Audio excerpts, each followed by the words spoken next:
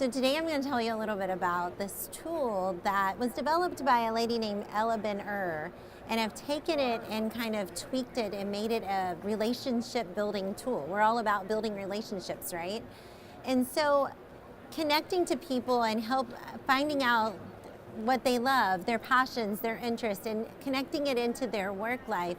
It's hard to do. As a district administrator, I find myself going out into schools and trying to get to know people, but it takes many of those brief trips to learn anything about the people that we serve.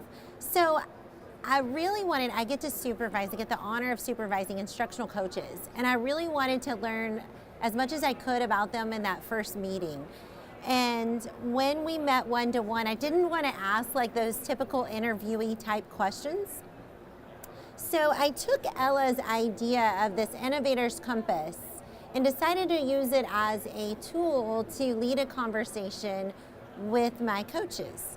I had 45 minutes scheduled in my day to meet with them one-on-one. And I was like, maybe I can find out a lot of cool things about them, and then it would make our relationship so much easier to work throughout the year. And so I'm going to tell you a little bit about this compass and how we used it to guide our very first conversation, and how I gained so much information from that 45 minutes that I could walk into the schools and I knew their kids' names, and I knew things that they were passionate about, and I knew what made them feel like they had done a really good job that day. And I could implement that inside my support. So it all starts in the middle. It's all about the people. And at the people, what you do is you ask these simple questions. I showed the coaches the compass, and I said, we're gonna walk through this compass. We're gonna start here, and I'm gonna give you like 2 minutes to briefly write down anything you can think about with the questions I ask you. And then we're gonna move on to this. And I don't really talk to them in between moving from each piece. So then we're gonna move on to this section. I ask them a question, give them 2 minutes, they write down everything that they can think of at that moment. And it sounds weird, and you're like, this is robotic, and why would anybody want to do this on their first meeting? But when you get to quadrant 3, you stop, and they tell you why they wrote all these things that they wrote spontaneously. And then you move on to the cannonball in kind of experiments together, and you talk about their goals, their things that they want to try. So I'm going to walk you through what each piece of the compass means. So you start with the people. And so the first question I ask them is, who are the people you serve? Who are the people that you are most passionate about? Who are those that you value? And so what I would do is just set a timer for 2 minutes. So they would have 2 minutes, and then they answer that question.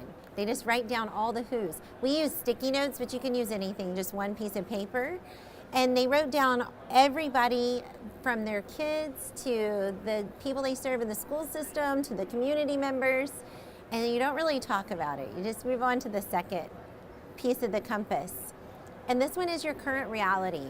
So what is your current reality? And I always add in personally and professionally. And that's how you add that real piece in the mix. It's not just professionally, but it's personally too.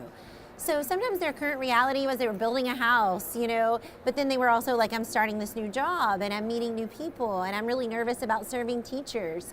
So the current reality piece, they also had 2 minutes. So you just simply set a timer for 2 minutes, you start it, and I typically kind of walk away while they're writing all their stuff down, and then you just come back and we move on to the third piece of the compass, which is quadrant 2. And here, this one's kind of fun because this is where they tell you what makes you feel like you've rocked the day. So that's why I put the muscles up there. Like, what makes you feel like you just owned that day? And this is where you find out what these people that you serve value.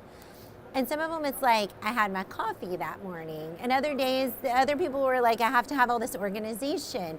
But as an administrator, I learned a whole lot about these people on this quadrant. I'm like, okay, if they're struggling, I need to make sure some of these things are in place. I'm gonna swing by Starbucks on the way to that school to visit them, right? Because I know that helps them feel like they've rocked a day. So then we move on to quadrant 3. Remember, we're not talking in between, we're setting us 2 minutes. So this one is one of my favorite quadrants because this is the one where you just say, what are your big juicy dreams? Maybe it's stuff that you've never gotten to experience yet, And maybe you think that it's never possible, but what are those dreams, those ambitions, not just professionally, but personally? What is something that you hope to accomplish in this lifetime? And so you set the timer, and unusually, I don't know, for me, that would be an easy one. I have them going all the time. But for a lot of people, it was really hard for them to dream up all the things that they desire. They're just living in their current reality, and they really weren't thinking outside of the box into all these things that they're passionate about. But one of the coaches that I did this with wants to sing in the Grand Ole Opry. I was like, whoa, that's like a really big dream, but that's crazy and that's awesome. So it was neat to hear their passions, their dreams, their ambitions. Some wanted to be get their doctorate, and then others wanted to adopt children and start a dog farm. They had all kinds of interesting things, and I would have never learned those things about them had I not facilitated this conversation with the Innovator's Compass.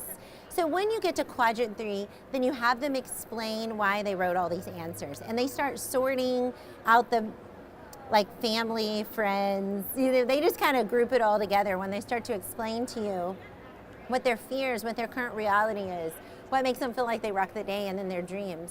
And once you know those things, I just asked them to set some cannonball experience, cannonball in the water. What are you going to try in the next 3 months, the next 6 months, the next year, to try to reach some of these dreams, but to plug into your passions? And I hope that in 3 months, when we visit this again, your current reality looks a whole lot different because you've actually took some steps towards something different. And so I will say that we are embarking on looking at the Innovator's Compass again. We looked at it in August, I facilitated this conversation in August, and now at their goals meeting, we'll be using this compass again. And I am so excited because there's so many things that they've already crossed off of their cannonball experience list that they've accomplished. So their current reality looks a lot different. Here's some of the feedback that the coaches gave. I'll just let you read it.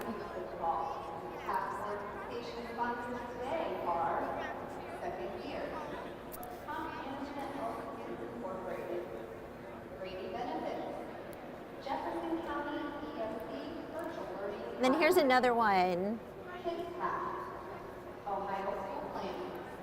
I love how this one, she really expressed that it forced her to write down some of her hidden dreams, which she had never articulated to anyone. And I think the reason it forces you is because you only have that 2-minute time frame. This is why I tell administrators, go ahead and keep the timer going. I know it feels awkward, but you're going to give them endless amount of time pretty much to explain it. But then it makes them write down these things that are at the forefront of their minds. And I think that was super cool. So if you try the Innovator's Compass, I would love for you to share with me. I'm at Tara Martin EDU on Twitter. And I really do think it's a neat way to build relationships quickly and learn a lot about your people. So let me know if you try it. I would love to hear all about it, and I would love to hear how you continue that journey.